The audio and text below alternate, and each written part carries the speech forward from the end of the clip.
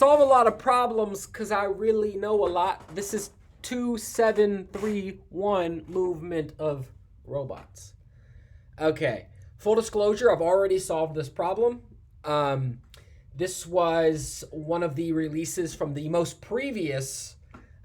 recent programming competition, competitive programming competition, and I struggled immensely with this one. Specifically because there's kind of a convoluted aspect to this problem where it becomes really difficult to determine how are you going to efficiently kind of simulate one of the components or aspects of this problem. And it really just requires kind of a walkthrough of an example and an understanding that, different things can be equivalent. And that might not make sense right now, but just in general, when you solve all these problems, you start to notice, well, in order to solve something efficiently, you have to find something that is equivalent given the constraints of the problem, right? Like this is equivalent, A is equivalent to B, and it turns out that if you treat it as B, it's much easier to solve. So that's really what this problem requires, right? And there's also kind of like this prefix sum dynamic programming approach that I'm familiar with because I've solved so many problems of that nature. But to kind of understand the overarching simplification of some complicated issue that arises in this problem, you have to think of things that are equivalent, okay? So with that said, let's go ahead and get right into this. So there's some robots that are standing on an infinite number line, okay? What does that really mean? Well, that just means there's no constraint in either direction, right? You can go all the way in one direction or all the way in any other direction. There's no limit to how far you can go. A zero-indexed integer array nums. So they start with their initial coordinates given by a zero-index integer array num. So they start in a certain position and will start moving once given the command to move. The robots will move a unit distance each second. Okay, so you start in position 3, and then each second you move in a direction. What direction? Well, that's denoted by this string s. So you're given a string s denoting the direction in which the robots will move on command. L means that the robot will move to the left. R means that the robot will move to the right, right? So if you're at position 2 and you have the command L, then at second 1, you'll be at position 1. At second 2, you'll be at position 0. At second 3, you'll be at position -1, and you'll be moving on your merry way. Okay, so negative side of the number line, L, positive side of the number line, right, R. If two robots collide, this is where it gets kind of interesting. If two robots collide, they will start moving in the opposite directions, right? So if two robots are moving towards each other and they collide, right? If this one's moving in this direction and this one's moving in the opposite direction, if they collide, what will happen? They will start moving in opposite directions. So they kind of bounce off each other, right? So I run into you and I'm like, okay, I ran into you, so I'm going to change directions, and you ran into me, so you're going to change directions. So they kind of hit, collide, and then bounce and go the opposite direction. So we're going to return the sum of distances between all the pairs of robots d seconds after the command. Since the sum can be very large, return it modulo 10 to the 9 plus 7. Okay, so now this note is basically just saying, if you, for example, had two robots, robot A and B, what would that look like if A was going to the right and B was going to the left? Well, at the next second, it would be A and B. Now, what happens at the very next second? Well, let's make this formal, and then we're going to go back to this example. So basically, what does it look like when they collide? Well, let's say that there's A here, and there's B here, and they're both going in opposite directions. Okay? So when A moves, I'm going to go through a few here, because they don't collide for a moment. Okay, so here's the point where they collide, right? So they hit here. At the next step, they hit, and then they bounce off. So there's going to be an additional second where they are like this. And now they're moving in the opposite direction, right? So you can kind of see that, right? So they get closer to each other, they hit, and then they bounce off. And now they're going in opposite directions. Okay. And then another way that they can collide is this the same problem, except perhaps one of them are closer to one another. So what I'm saying by that is, what if this started, 1 unit in? Well, then they're going to collide at a different point, right? If they are in this situation, what ends up happening is a little bit different, right? Because they're both going to occupy the same space at the same time. This is not clear from that, right? So at this point, they're going to occupy the same space at the same time. So what I mean by that is they'll both occupy this space, and then they'll bounce off each other, right? So then we have B bouncing off this way, and A bouncing off this way, right? So this example you see where, you know, if they're one off, then they kind of like reach each other and they're adjacent and they bounce off. But if it's one to the left or to the right, right, if there's this distance, right, an even or odd distance, whatever, in this case, they actually occupy the cell for, you know, 1 second together and then they bounce off. So that's essentially what this is stating here. It just states it more formally. I'm not going to go into it. This picture, I hope, encapsulates this information sufficiently that such that you understand it. All right. So let's go ahead and do an example with that said. All right. So in this example, we have someone at -2, 0, and 2. So to make this simple, I'm just going to use letters. Okay, so I'm going to say we have this number line, right, where it starts at 0. We'll do -3, -2, -1, 0, 1, 2, 3, 4. So these just represent positions here. And then the first person is at -2. Okay. The second person is at 0. And the third person is at 2. Okay. And they're going right, left, and left. So that means that the first person is going to the right, right? Because these are kind of like parallel arrays. So this first person at position -2 is going to the right. This second person at 0 is going to the left, and this person at 2 is going to the left, right? So this person is initially going right, left, and left. So then we can just walk through everybody, right? So A is going to the right. There's nobody in the way, so he's going to occupy this cell. And then B is going to the left, so he's going to occupy this cell. And then C is going to the left, so it's going to occupy this cell. Now A and B collide, so they're going to bounce off each other, right? So now A is going left, B is going right, and B is going to end up occupying the cell together with C because C moves to the left. And then A is going to keep moving left. B is now, it went to the left, got bounced to the right, went to the right, now got bounced back to the left. So B is going to be here, and C got bounced to the right, and C is going to be here. All right? So then so we know we have -1, -1, -1, -1, 1, and then we have -2, 0, 0, and then we have -3, -1, 1, right? -3, -1, 1 at the end. And then at the end, we do all possible, the sum of all distances between these things, right? So that would be, what exactly? That would be -1 minus -3, so that's a distance of 2. A distance of 2 between these is 4. A distance between these is 4, 8. So 2 and 2 and 4 in total gives you 8. And that's why 8 is the answer here. So this is pretty complicated because, like, the simulation way of doing this, right, would be to sum through all possible values of D and then simulate, right? So you either go through all D values, right? Because this is D at times 0, times 1, times 2, and times 3, right? Which is why we stop at D equals 3. So we'd have to simulate for all D values, and at the end, look at where everyone is, and then do some sort of calculation to find, you know, the sum of all these people. So it could even take longer depending on how you find the sum of the distances between all the people, but all the robots.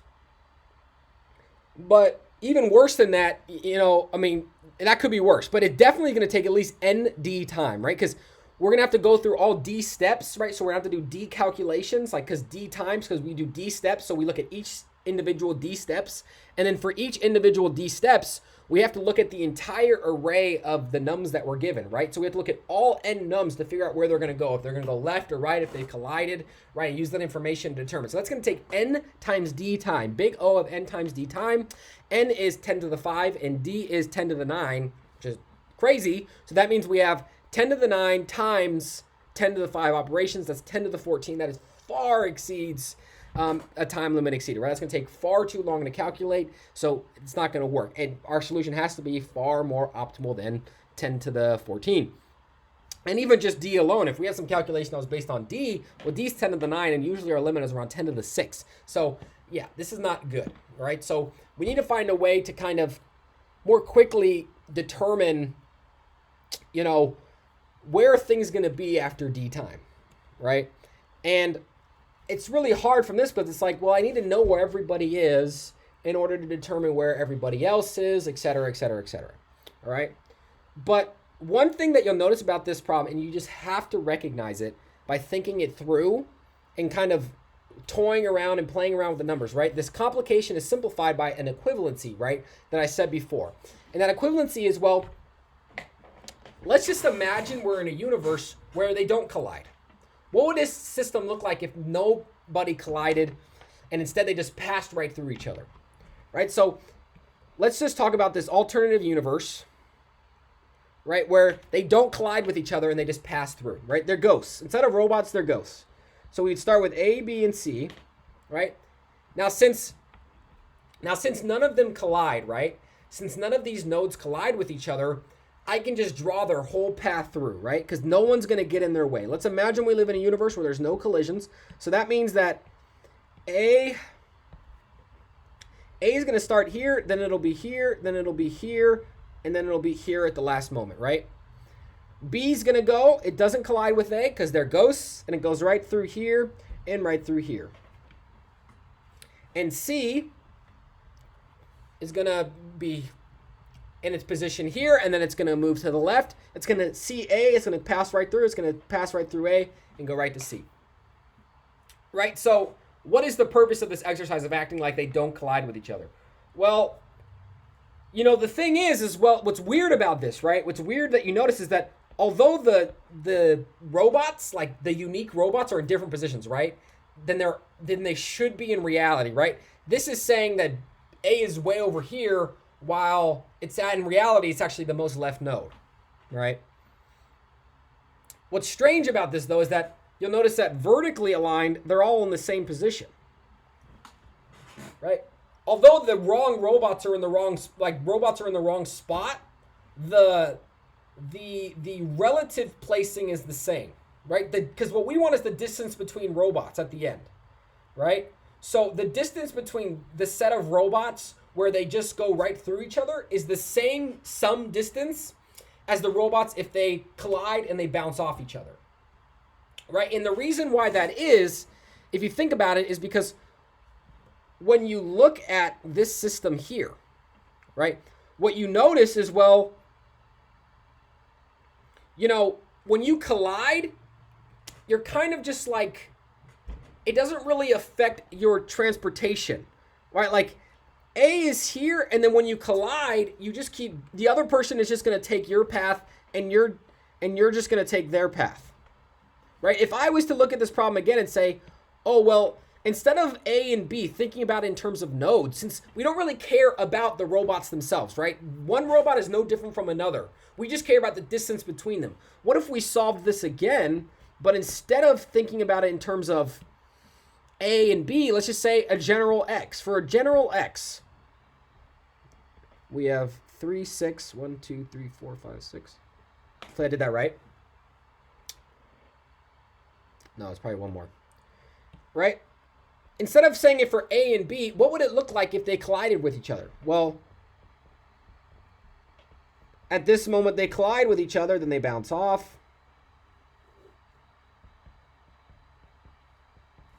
Right? And then same for this right here. So this is going to be one less, so whatever that is. Right? When these things collide with each other, they bounce off.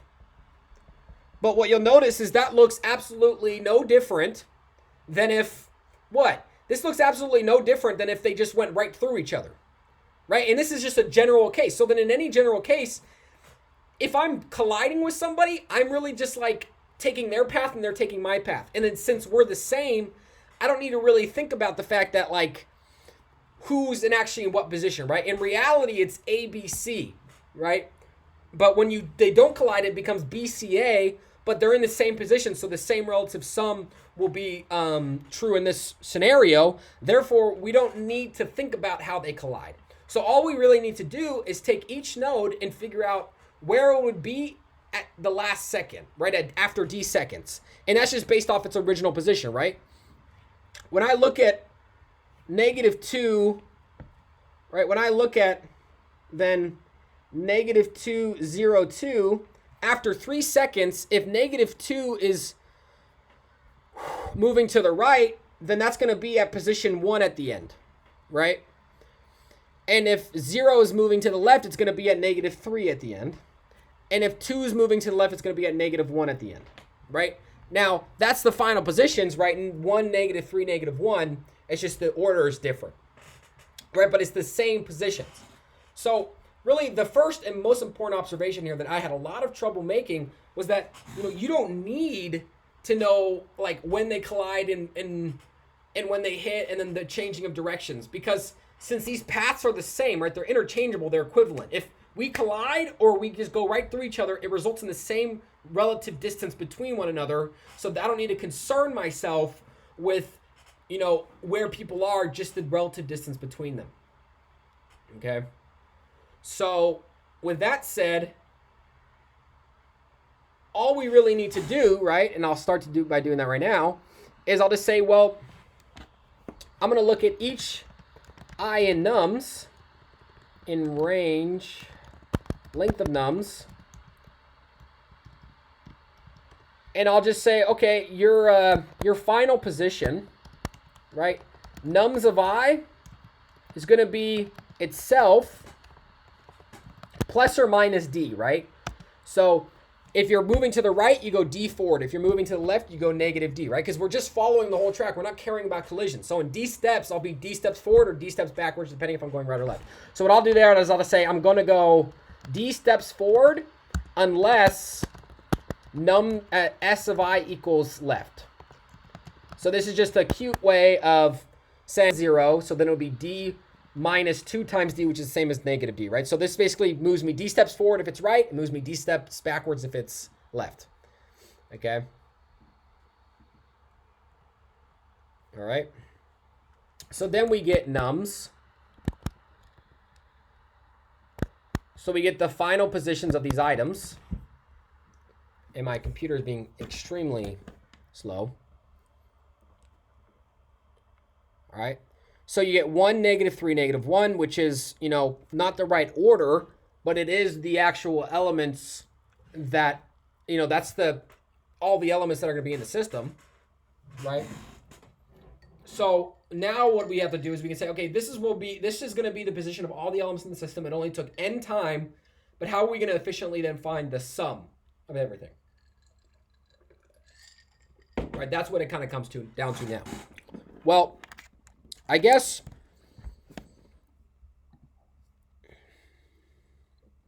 the only way I can explain how we're going to find this sum, because we're trying to find the sum between all elements, right? I guess if we have person A, right? Let's say generally we have some person A, right? And a person B, and a person C, and a person D, right? Imagine we know for a person A, a person B, and a person C, and for a person B, we say, okay, this one is 2 people away. Let's say person C tells us the distance to all the elements, right? So B is B away, A is A away. Can we efficiently know the distance between A and D, B and D, and C and D, right? Well, I guess, what's the difference between A and D? The difference between A and D is the distance from A to C plus the distance from C to D, which is just A plus C. Okay.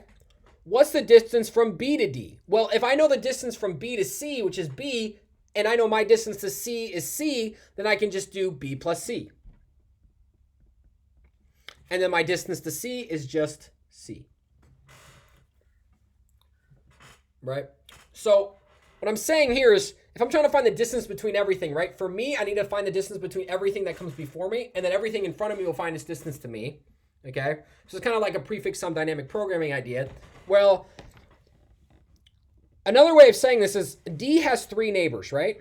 So it has 3 times C neighbors, or it has 3 neighbors that are all at least C distance away, right? Because the closest neighbor to me is C distance away. So all my other neighbors are C distance away. right? So they're 3 times C distance away. And then all of their neighbors, well, that's just the distance to C, which is the distance A and the distance B. And that is, so the distance to D equals 3 times C, which is the distance to C, plus the distance. I probably should have used a different codification here because it's hard to know that this is little c here. Okay, so the basic idea here is if you come up to me and you're to my left and you say, there's 4 people to my left, right? And this is the distance of them to get to me. So I'm like, okay, so the distance for all those 4 people to your left to get to me is the distance that it takes them to get to you, plus the distance it takes you to get to me. So for all 4 of them, I have to add that distance to whatever you provided me with, right? So if C provides me with distances B and A to these 2 people, well, then I know, okay, it's going to take B and A time to get from them to you, plus another C time to get to me. So for A, it's going to take A time to get to you and C time to get to me. For B, it's going to take B time to get to you and C time to get to me. And for C yourself, it's going to take C time to get to me. So that's the 3 times C part, because you get an extra C for all the neighbors, right? Because all the neighbors have to use this link. All 3 neighbors have to use this link. And then whatever amount of time it takes to get to you. Okay, so that's how you can efficiently solve this. Okay, so with that said, let's just try to get this done. All right, so we'll say distance, current distance, and then we'll have res equals 0. And then what we'll do is we'll just say, we'll return res at the end. Now, the only way this works is if I have directionality, right? Because I need either the nodes to be my left or I need the nodes to be my right? But I can't, I can only compare things to the distance. Like in that thing I showed you, right? Oh, now it's close. It was all about things to my left. There has to be directionality. So, 1, -3, -1, I need to look at -1 and everything to its left. And then all right, I need to look at -3 and everything to its left. Then -1 and everything to its left. And then 1 and everything to its left. I apologize that I'm not communicating clearly. It's because there's an obvious delay in the video and it's frustrating me. And then there's, a certain percentage of my mental compute is aggravated and frustrated by the lack of compute on my own computer, which is causing me to not entirely focus on articulating the approach to this problem. So I apologize. I'm actually going to get a new computer pretty soon.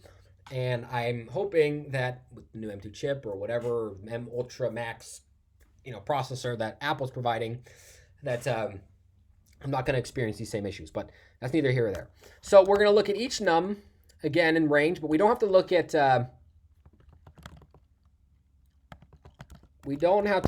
at number 1 because there's no neighbor to the left.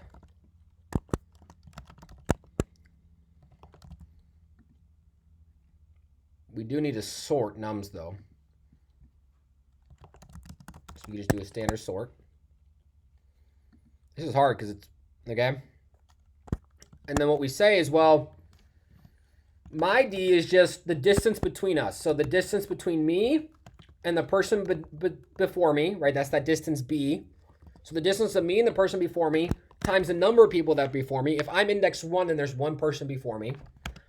Plus whatever the distance was before to get to the previous person. So the distance to get to the previous person, and then for all the people to my left, there's that additional distance between me and the previous person to get to me. And then I just add that to res. And then at the end, I just return res. Now, we don't want to forget that we're going to be modding 10 to the 9 plus 7. So whatever, I'll just do it here. You get better runtime if you mod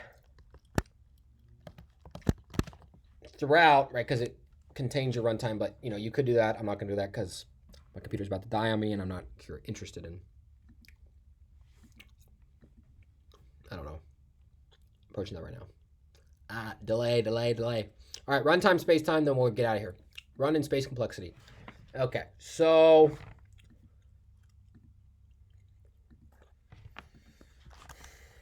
we already know what n, s, and d. So let's say n is the length of nums, right? And then what we'll do here is for time, right? We have to look at all n nums and do a calculation. And then we have to look at all n nums again, and then we return runs them, so that's O of n time. And then for space, well, we don't actually create anything new, right? we just use these two constant babies here. So that's constant space. I apologize for the quality of this video. It's pretty embarrassing, but there's not a lot I can do. My computer is giving me substantial issues. All right, peace out, everybody.